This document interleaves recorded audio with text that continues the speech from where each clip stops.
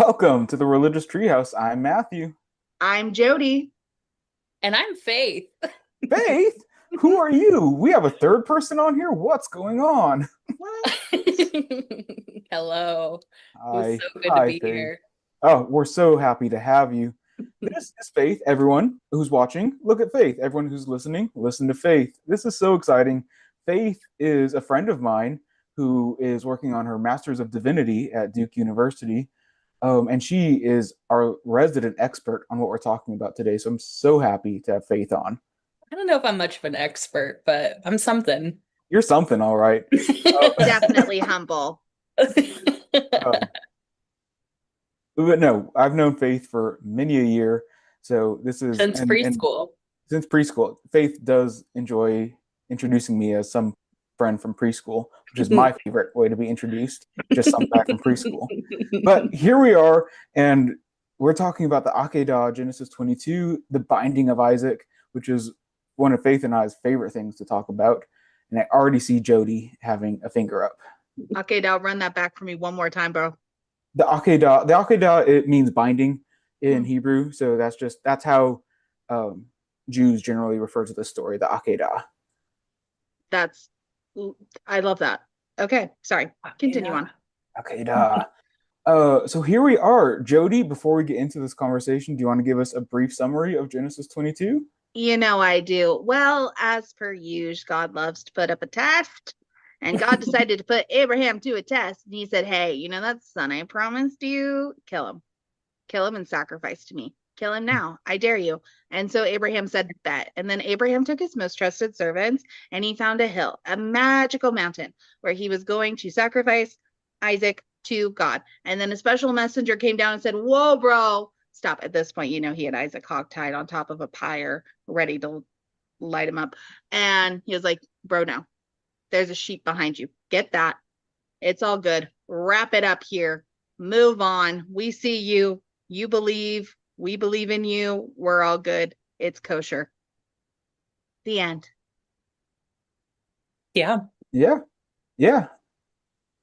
That's I think that's the end according to Kierkegaard. But the story goes on. But that's where Faith and I disagree about Kierkegaard, and we'll talk about Kierkegaard at some other point. Oh my goodness. Leave uh, Kierkegaard alone. but yeah, thank you for that wonderful summary, Jody. And I look forward to talking about this. Faith, do you have any initial thoughts before we get into this? Perhaps why this is so important to you or anything like that? Or shall we just dive in and go in order of what's going Um, on? yeah, I'll just say this is my favorite story in the Bible. I have a tattoo of it. I think it's the best story ever. I love it Yeah. so much. People think I'm definitely crazy for my tattoo of it, but yeah. Yeah, and we could start from the top if you want. Yeah, and I don't think you're wrong. Like this could very well be my favorite, certainly top three. Oh yeah. I think like just the literary aspect of this, like it's so suspenseful and tense, and like it's just riveting as like a text. Like there's so much happening in such So a short little chapter uh, yeah. that like I'm so excited. Like often with these episodes, we like look at specific aspects of things and yada yada yada. But I'm excited to just kind of look at this text, enjoy it, and talk about this text as a group of friends, a group of pals, and then hopefully in future episodes come back to this text and look at specific aspects of it, and so forth, such as how Kierkegaard translated it or not translated, interpreted it, Yeah. and I'm sure that'll come up in today's conversation as well. Sure. It'll a little bit, a little bit. A little here and there. Exciting. Oh, perfect. So let's start at the beginning. Yes. Yeah, let's do it. Perfect. So we start in Genesis 22. God's God's just one at this point. God tested Abraham and he said, Abraham. He said, here I am. And then God says, take your son, your only son Isaac, whom you love, and go to the land of Moriah and offer him there as a burnt offering. I think there's a lot loaded there, and we should start there about why this is so important. Am I right? Yes. Yes. Yeah.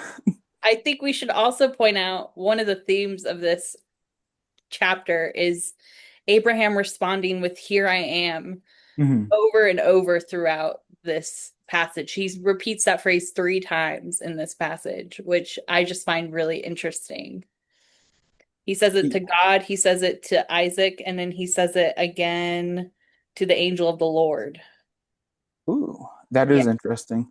I wonder if that's Hene in Hebrew. And here But I am switching over to my NRSVU e-Bible because this one says, I am right here. yeah, Oh, Hinene. that's an interesting interpretation, though. I am right here. Hmm. I like Yeah. that. Yeah, I think because I also think there's a connection with Mariah that this is happening with the idea of sight, like that this Mhm. happens later, depending on the ancient translation. But being present with God, like there's something happening there where there's a presence happening between Abraham and the deity for sure that I think is intentionally being brought to light. Yeah. Yeah. Yeah. Take your son, your only son Isaac, whom you love, and go to the land of Moriah. I find it so specific, so interesting how specific God or whoever it is that's talking to Abraham is Hmm. in his description of Isaac. Yeah, Your only son, well, whom you yeah. love. He starts vague and gets more and more specific. Yeah. Uh, Mhm. take your son, your Your only only son, son. the one you love. Like I Right. love, and we'll have to talk about rabbinic literature in relation to this later. But a lot of times in the rabbinic literature, they have like a conversation between Abraham and God here, where the biblical text offers like God's interpretation, God's text, but like the rabbinic literature like adds in what Abraham is saying here, and like Abraham is like asking questions like, "Which son are you talking about?" And God says, "Your only son." And Abraham says, "What? Which son is that?" And God says, "The one you love." Like Right. specifying like and Abraham is like trying to weasel his way out of like having to Uh-huh. sacrifice his son, which I think is so funny. But like it's very interesting here how it like gets very specific here. Like this is Abraham's only son whom he loves, which goes against what we just read a few chapters previously with Ishmael. Yeah. Right. Would he have offered up Ishmael if God hadn't said the one you love? Would he have been like, oh, you mean the one from the slave woman? Yeah, we'll kill him. We'll kill him right quick. Yeah. And it's interesting because does this like imply Ishmael doesn't exist? Is like the author assuming Ishmael doesn't exist? Is Ishmael not a son to Abraham anymore?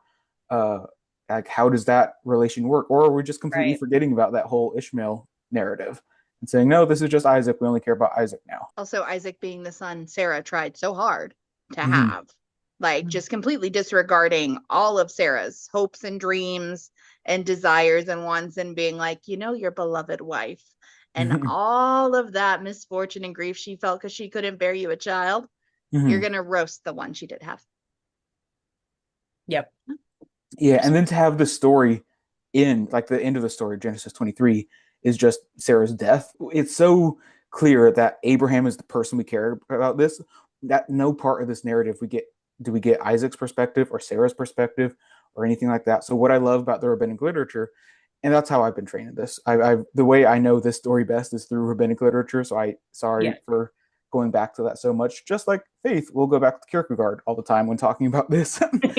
um, like looking at this from what Isaac was going through, like how Isaac would have perceived this and how Sarah would have perceived this, I think is fascinating. Like this is my favorite text to just look at the possibilities of what's going on, to like step back from my historical critical lens and the source criticism and all that. And we can talk about that and to just kind of immerse myself into the story of what's going on. I think this is just so good. Yeah, well, I'll also say too, I studied philosophy in undergrad, so I Mhm. know this story specifically through the lens of Soren Kierkegaard, a philosopher who wrote specifically on this, but I also know the story through a Christian lens as being a pastor. But Mhm. either way, Soren Kierkegaard, when he writes about this, he talks about a perspective from Sarah. He Mhm. gives a perspective of how she might have felt, which I find really compelling. Just like you're Yeah. saying, it's a whole new way of interpreting because we only Mhm. get Abraham's perspective Yeah. in the story. Yeah, and where I think Kierkegaard falls short is that we don't get the Isaac perspective. Like Right. I think that is necessary in order to like fully enjoy this text. To Yeah. because like I don't know. Like we'll get there when Isaac actually like becomes involved in this narrative. We'll talk about how Isaac does his thing, and then Mount Moriah. That's later revealed in the biblical lore that this is where like the Temple of Jerusalem was built. I guess that's important to somewhat note as well. Oh, yeah. Jodie, thoughts?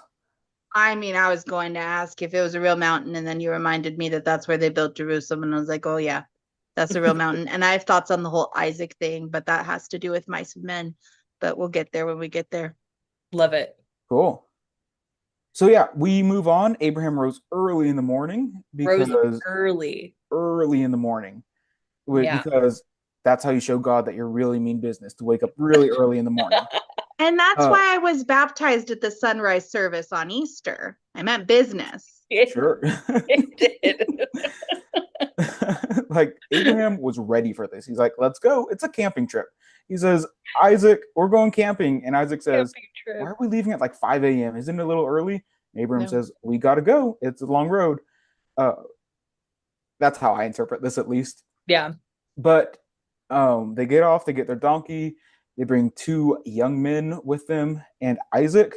And Isaac is carrying the wood. Abraham is carrying... do we get there yet? No, but Isaac is carrying the wood. They finally get to the mountain. Abraham says to the people with him, he says, stay here with the donkey. Isaac and them go up the mountain. Wait, hold on. I want to say, he says, the boy and I will go over there. We will worship, and then we will come back to you. Yes, and that's important for later. Yes, he's very specific that me and Isaac are coming back. Which perhaps ends up being true. Like, because like as we know, spoilers, Isaac doesn't get sacrificed. Whoa. But yeah, he's very specific. We will go up and we will come back, and it's to worship. And Abraham, right, verse 6, Abraham took the wood of the burnt offering and laid it on his son Isaac, and he carried the fire and the knife. Abraham carried the fire and the knife, and the 2 of them walked on together.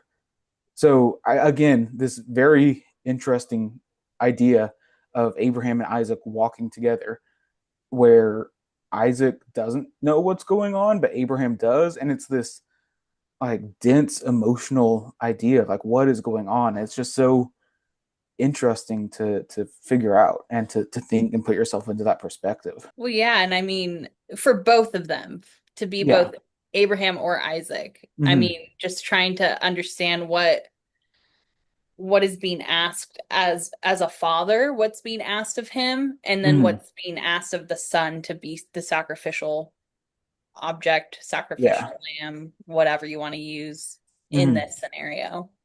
Yeah. And like at no point, I think this is worth noting, at no point is Abraham asking, how does one sacrifice a human? Like this appears to be known. Like we're like, okay, this is a practice that happens. We understand how to make human sacrifices. Right. So that in itself, I think, is a little problematic and scary. That we just are like, oh yeah, human sacrifice. I know the steps. I know how to do that. Where we want to go? Up towards some mountain? Cool. Sounds good, God. Easy peasy. Easy. Third day in Genesis, what was that? The third day in Genesis 1, that is the water, right? Probably. Because we have the light, and then, oh my goodness, this is stuff I should know off the top of my head, but I'm drawing a blank. I'm a pastor. It just seemed like the specific verbiage of on the third day, and I wasn't sure if you needed to look at the Hebrew to see if it was phrased the same way. The third day, the fruit trees. The water is under the sky gathered into one place, and the dry land appear, and then the fruit trees and all that type of stuff. Yeah. Okay. Got it. Sorry. So no relation. I was just wondering. It was just like on the third day, and I was like, when have I heard that before? Yeah, and you get 3 days. Like that happens a lot. That's a common theme. Really? Like you get that in Jonah. You get that in Genesis 1. You get that. Like it pops up. 3, 7s, 40s. Those are pretty common. Okay. Interesting. I like the numerology in the Bible. It's everywhere. But and Isaac's not really being asked if he's chill with this. Like but who would be? I was gonna say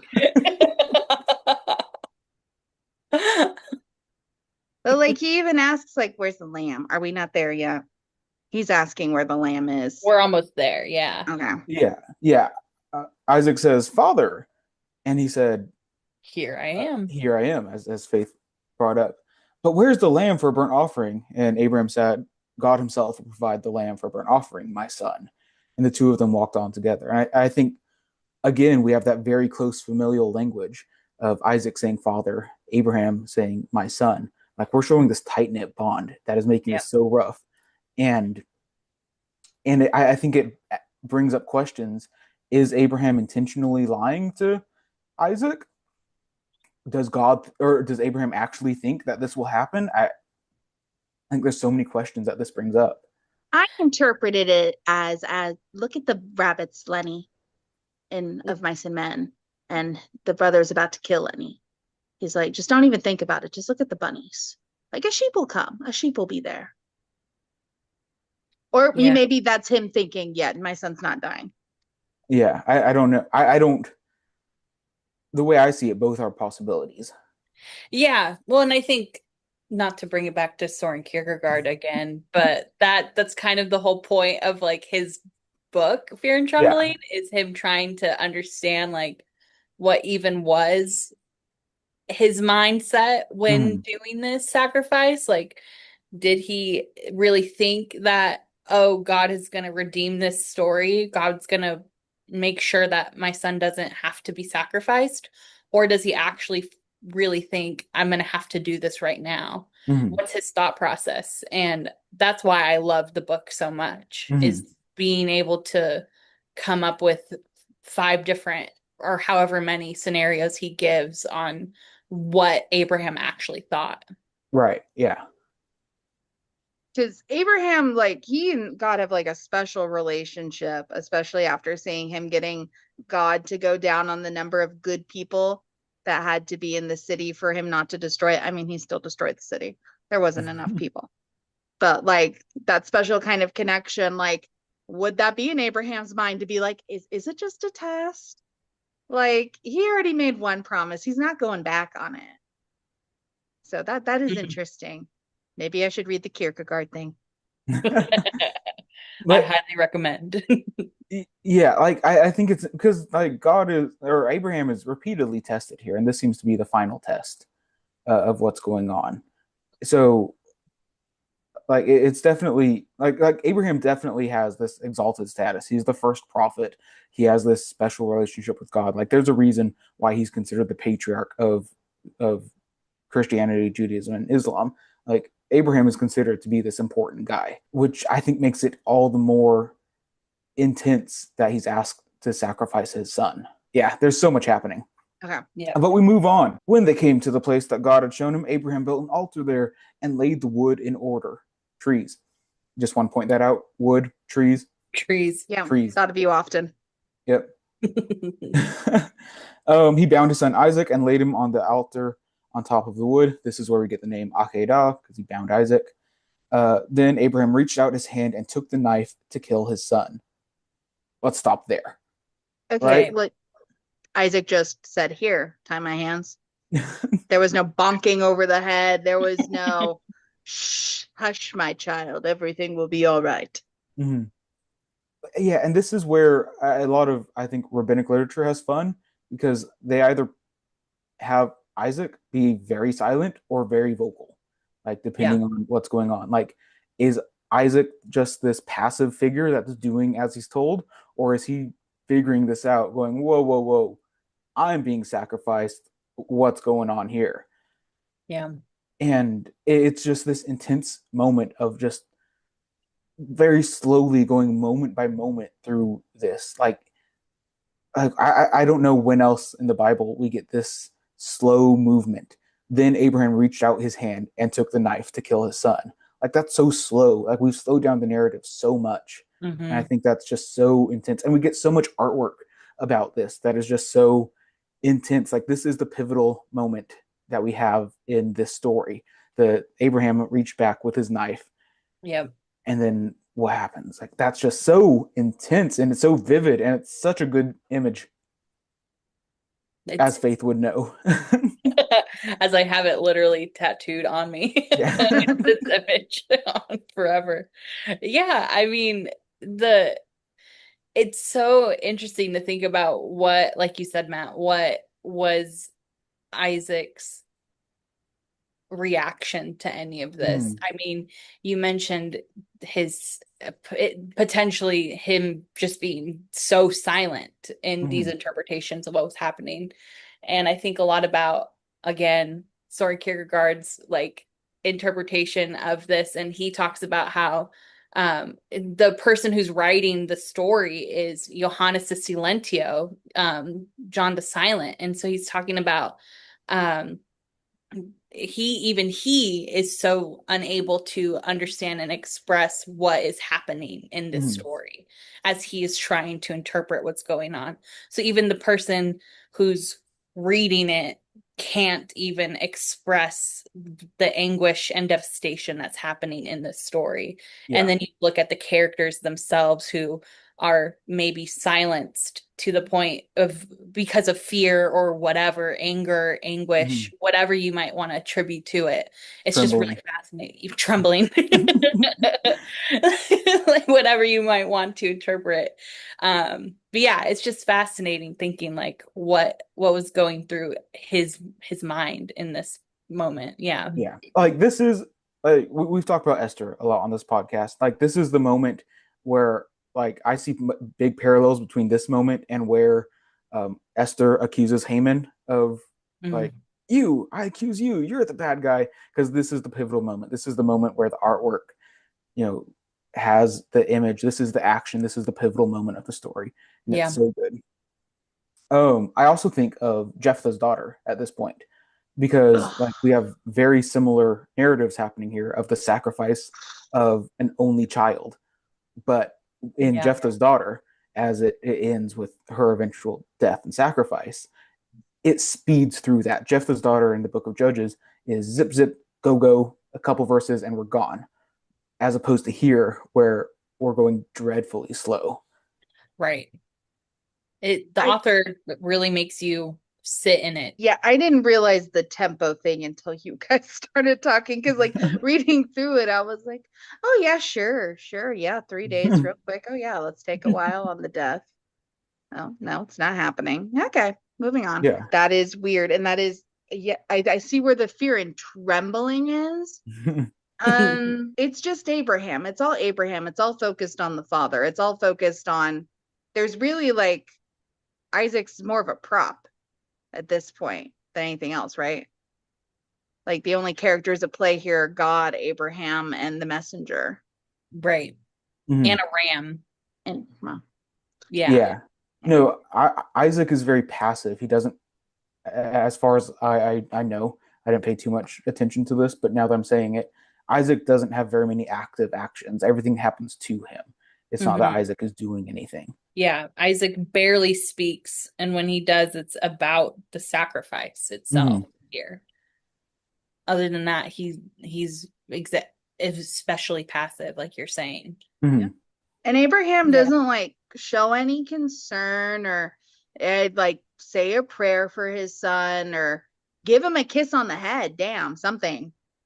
Like he just like he picks up the knife. He's just like, okay, I'm gonna do it. Early in the morning to do this. He means business. He's not messing around. He's like, let me tie you up, throw you on the wood. Here's the knife. See, I'm doing what you asked. Yeah. Well, and I mean, how do you interpret it then? Is it because he's a cold, hard-blooded, almost killer and is like just so willing to do it, or is it because he doesn't want to do it and knows I have to get this done? Like this is what's required of me and I need to do it. And so I'm going to get up early and I'm going to get this done. Those are all good, serious things. I don't know why in my head it's sassy. It is sassy. It is like that you gave me the son. You said you were going to let me keep him. And now you're saying kill him. Okay, fine. Yeah. Whatever. I'll do it. The problem is I've shown you all the sassy passages in the Bible, and now you just think everything is sassy. Why can't it be? Why can't it be? Yeah. Moving on to the pivotal scene. But the angel of the Lord called to him from heaven and said, Abraham, Abraham. He said, Here I am. Here I am. Do not lay your hand on the boy or do anything to him, for now I know that you fear God, since you have not withheld your son, your only son, from me. Not the one he loves, but your only son. Your only son. And I find it so interesting that he says, now I know you fear God. Yeah. We've been with Abraham for so long, Mhm. and it's only now that we Right. know that he fears God. It's only after this act, this willingness of to sacrifice his son, that we know. Mhm. Just wanted to highlight that. I love that Yeah. part. And then what I want to highlight here is we had God issue the initial decree. Yeah. God said, You're going to do this. But God doesn't show up here. Rather, an angel, a messenger of the Lord, a messenger of God, is the one that shows up here. So Yeah. God isn't the one saying, Hey, no, Abraham, don't do this. This is a different entity that presumably is speaking on behalf of God. Yeah. And what does Presumably. that? Yeah, and what does that mean for this story? could it be the same messenger that went to Hagar, and told her about her thing? Okay, Yeah, you both bring up great points. I need to remember them because I had a response to Faith, which was after all this time being with Abraham, Yeah. like now he knows. And I'm like, you know what? That is so true. Maybe he just really had to make sure all the evil was out of the bloodline. He was like, okay, now we're getting to one I like. Now we're like, listen, either you're it or we're just ending your bloodline, and I'm picking back up with Ishmael because and then the messenger thing that stuck out as weird to me, because I'm like, God's the one who issued it. Why isn't God stopping it? Why is he sending someone else to do this? Like, if you're truly pleased, why aren't you showing up? So it's interesting too, in all of the, well, in a lot of the artwork of this scene, we see the angel like grabbing Abraham's hand and the knife. In Caravaggio's painting, the one that I have tattooed, like the angel is literally grabbing the hand of Abraham. And so I think it's so interesting to think about that in the terms of like who the messenger had to be, maybe, for the story, because we think about God presenting God's self in different ways throughout scripture, like the burning bush and Moses, and only ever and then sending messengers. And so maybe, I don't know, hypothetically, like it needed to be like this physical like stopping. And so God sent the messenger, or however you want to interpret it. I just think like literal, like in a literary way, that's really interesting that person had to physically come in order to stop this from happening. And so it couldn't have been God. Right. With the implication that it was mid-action. Right. That no verbal warning was going to stop that. Ooh.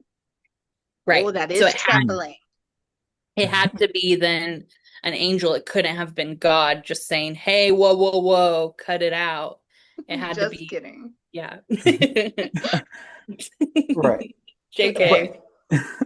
But if we want to take ourselves out of like the story here, we also note here that at this point we refer to God by a different name. Like previously, up until this point, it's been Elohim, Elohim. But here now we have Adonai, the divine name. So this gives hint that perhaps we have a different author at this point, inserting a different narrative that's happening. Yeah. I think largely most scholars agree that this has one voice for the most part. But there are, especially when we get to verses like 14 and 15, there seems to be a secondary voice adding something into this story.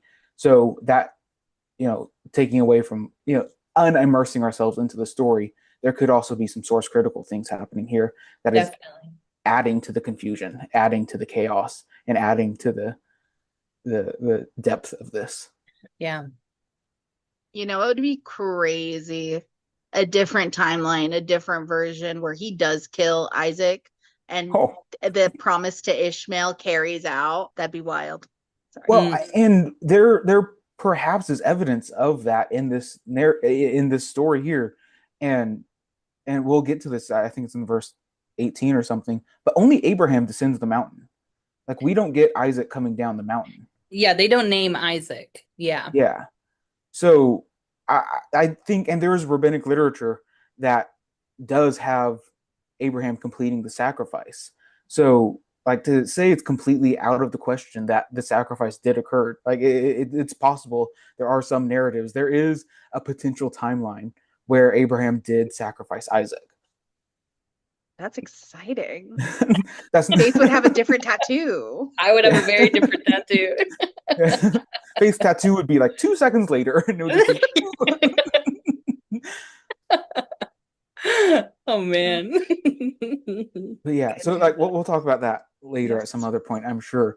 But to just like relish in the possibilities of what this text could be, I think is like, it's what makes this text so good. And so now we move on. Yes. Yeah. And Abraham looked up and saw a ram and took the ram and offered it up as a burnt offering instead of his son. So Abraham called that place, "The Lord will provide," or "The Lord will see," depending on your translation. As it is said, "On this day, on the mount of the Lord, it shall be provided." So we got a ram.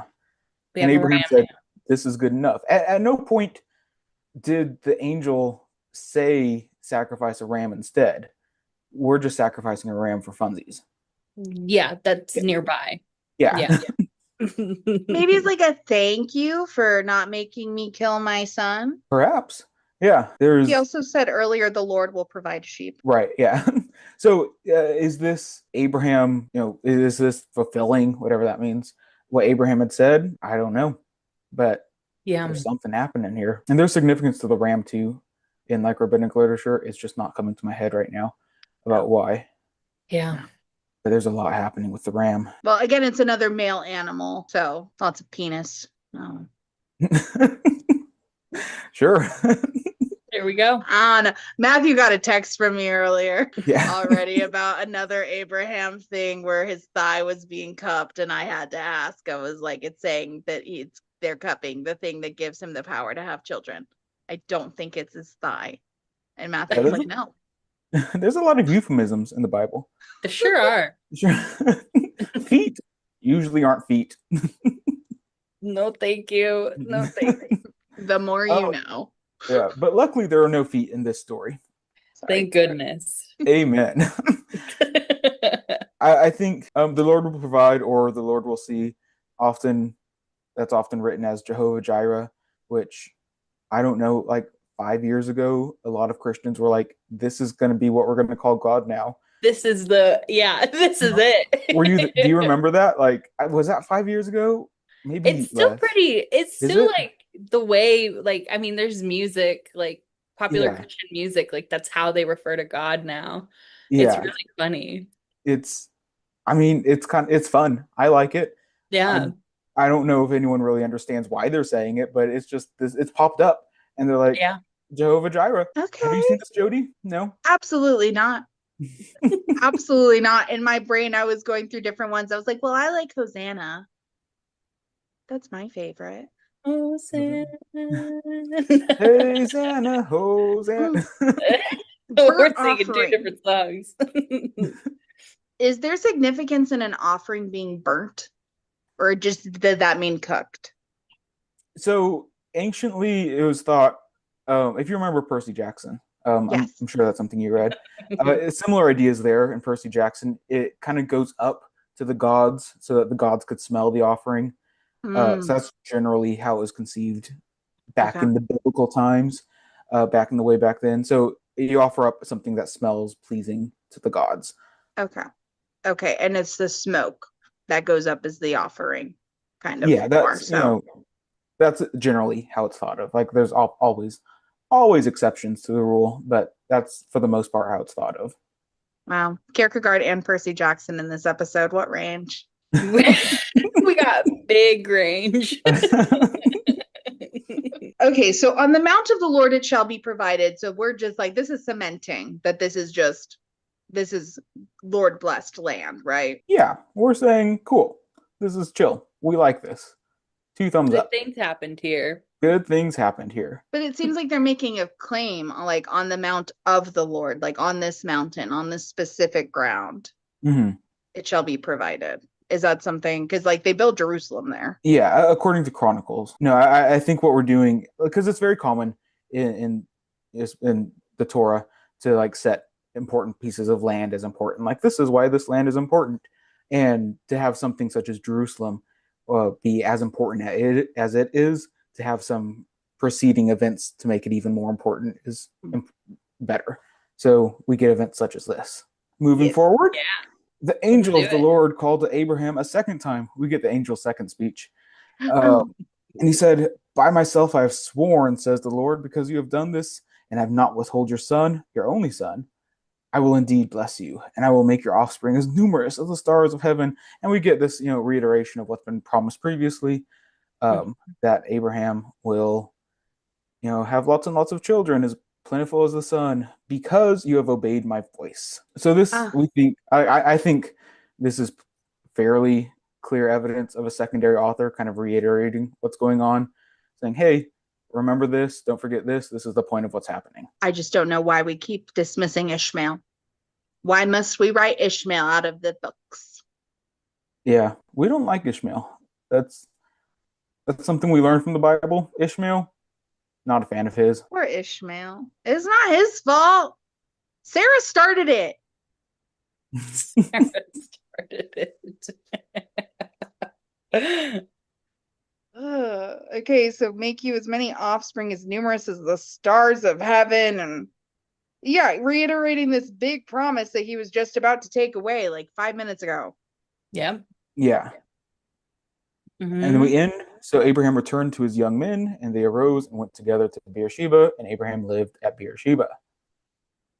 So, and this is what we talked about earlier. Isaac is removed from the story. This is just Abraham now. Did Isaac come down? And as I mentioned, there's different rabbinical interpretations saying no, Isaac died.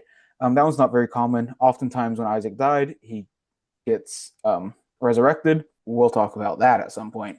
Uh, and other interpretations have him going off to college to study with Shem, because you have to go study Torah, which I think is so funny because they're studying the book that they're in that hasn't been written yet, Yeah. but he's going off to study. It's so good. It's one of my That's so favorite fun. interpretations. Um, but like, there's a handful of ways you can deal with verse 19 with Isaac not coming back down. Or was Isaac pissed off at his dad for trying to kill him? And like, hold up, dad, we need a break. Yeah, let's pause. Yeah. That one, because I would need a breather. I Yeah. would not be Yeah. walking back down the mountain with the man who had just tied me up and held a knife to me. Yeah. You could not catch me anywhere near him.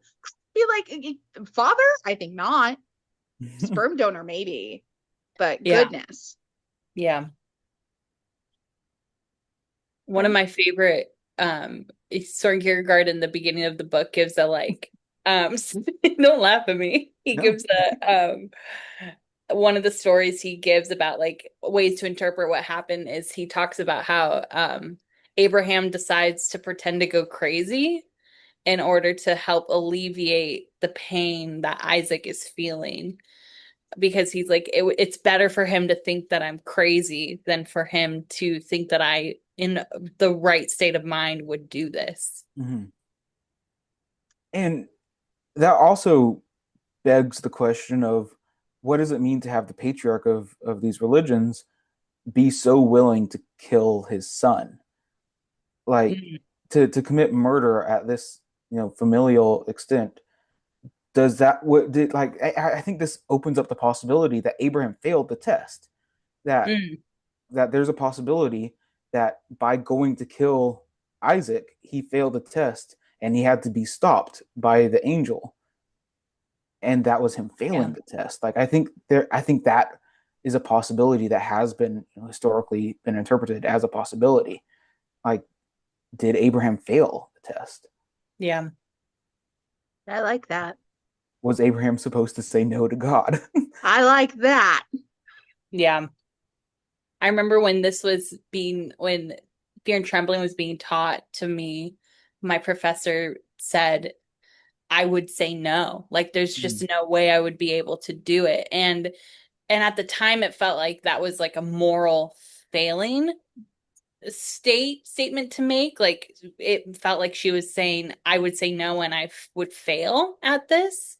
Um, but it's so interesting to think about it in a different way of like, no, he failed by agreeing to go up to the mountain. Yeah. Yeah.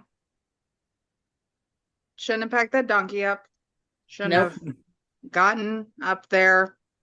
Shouldn't have tied up his son after clubbing him over the head. You shouldn't have been doing those things. It's so interesting because the way Matthew and I have been talking about like sources and things like that, I now have to really like sometimes sit and be like, okay, like I don't have the special Bible yet with all of the little like annotations of like sources and things. So I'm like, where could this have like had something happen? It's so that's why I love talking to Matthew about it, because he comes in with these facts of like things I wouldn't have even thought of, and I'm like, oh, what if this wasn't, and like you saying, what if it wasn't failing? Like, what if Isaac did die? What would our world look like if all of these things were just a little different? Yeah. Because Isaac goes on, like that's how we get Israel and all that stuff. Like this is the pivotal, one of the top 5, top 10 characters of the Old Testament Hebrew Bible, and how his formation interacts, or how his formation creates the rest of the Bible, I think is fascinating to think about. And then how this verse has been, how this chapter has been interpreted by Jews and Christians differently. Like it's so easy for Christians to try to make a Christological approach out of this and say, oh, Isaac just represented Jesus. And we get, the parallels, the 3 days, the wood, the potential resurrection, depending on, if there is a death in some other sources. Like it's very easy for Christians to, I don't know if appropriate is the right word, but perhaps it is, to appropriate this text and say, oh, this is just symbolizing Jesus in the future. Yeah. One of the big questions that I like in my Old Testament class at Duke, like had a sticky note that asked like, how can we faithfully, and respectfully read this scenario in a way that, can we see Jesus on the cross in this story or not? Can we do this in a faithful way that doesn't disrespect other interpretations and other understandings? And I don't know the answer to that. I don't know. As someone who is a pastor, I look at this in a Christological view to some extent. I always will. I think that's, to Matt, maybe that's my crux. Like, I have that point of view, and so I might be,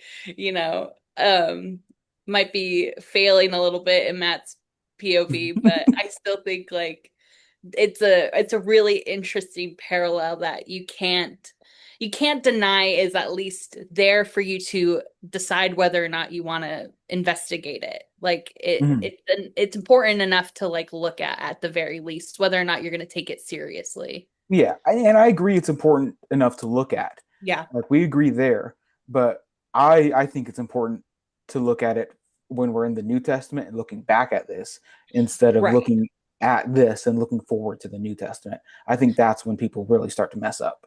No, I think that's true. I think that makes a lot of sense. Yeah. Yes. Were you next to me while I was reading it, Matthew? were you listening to my brain? And I was like, Jesus?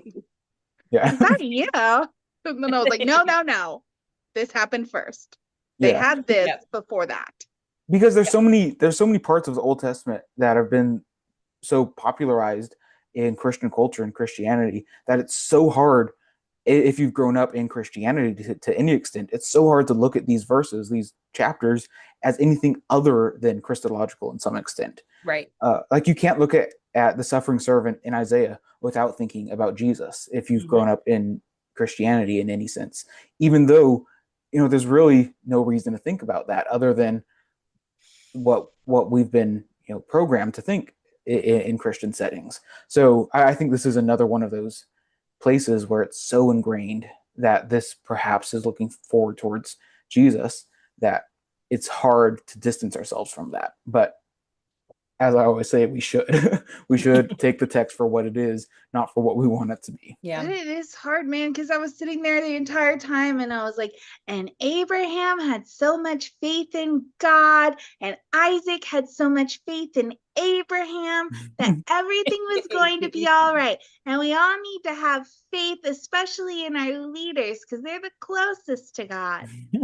There we go. Yeah. And then I had to sit in silence for 10 minutes and I was like, let's process that real quick. Yeah.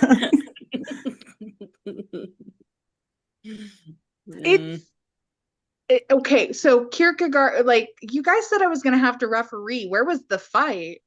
We'll get there. We'll get there, Okay. Jodie. We will. I feel fine. I'm feeling good. Yeah. But no, I think I don't know. I think this is a great starting point. Like, we've laid the groundwork of all the things to talk about with this story. Like, Yeah. like we touched on everything. We touched on like the Jewish and Christian different ways to interpret this. We touched on some artwork that talks about this. We talked about Fear and Trembling, Kierkegaard. We didn't really talk about like how this story parallels in Islam, but I think that's fascinating as well. Rabbinic literature, love rabbinic literature. There's a movie about this that came out a couple of years ago. It's so bad, but we're gonna have to watch it, Jodie. I'm gonna have to make you watch it at some point. I want to watch it.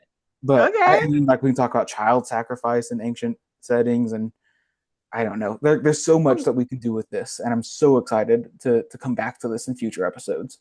I was gonna ask you if there was a Babylonian or some kind of neighboring entity or whatever that had a similar story. Like, I was wondering if we could look into like the Egyptians. Not that I know of. I mean, there might be, but nothing that I know of off the top of my head. I don't know about you, Faith. Yeah. Not that I can think of. No, the closest thing I could think of was, again, Percy Jackson, Zeus and Hercules. So, because he was just like, and go out there and fight those things, but that was completely different, and he's more comparable to Jesus. I always think about Sisyphus when I think of the story, but that is because I know the Kierkegaard aspect of this, and it's so easy for me to imagine Abraham and Isaac walking up the mountain as Sisyphus is pushing up his boulder. Like, the existential parallels that we have, I think, is beside the point. But it's just so interesting to me. Also, so there's good. no Isaac in 23. He doesn't show back up again until 24, Right? When they want to marry him off. But he's not around for the mother who loved him as she died. He had to go off to college. Go off to college. He hadn't been resurrected yet. Yeah. Yeah, my daddy issues have fully cemented themselves. Let me go off to college to process. Yeah. But yeah, I think that's everything I have. Faith, Jodie, you have any other thoughts on stuff that we missed? I will say I want to leave us with one of my favorite quotes from Soren Kierkegaard's Fear and Trembling. That I think really encapsulates his understanding of what happens with Abraham. He writes, he left behind his worldly understanding and took with him his faith. And so to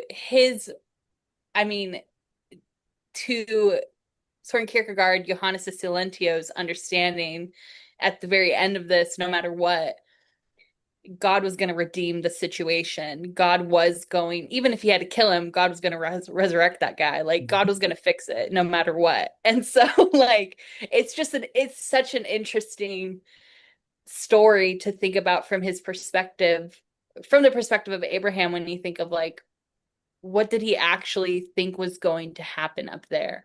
Like, once he got to the mountain, what was he gonna do? Like, but we know what he did.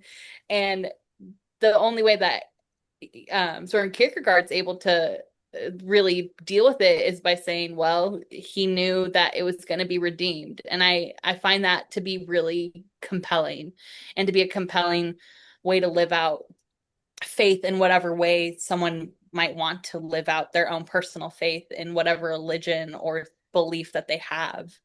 I just find that really fascinating. So, yeah. Yeah.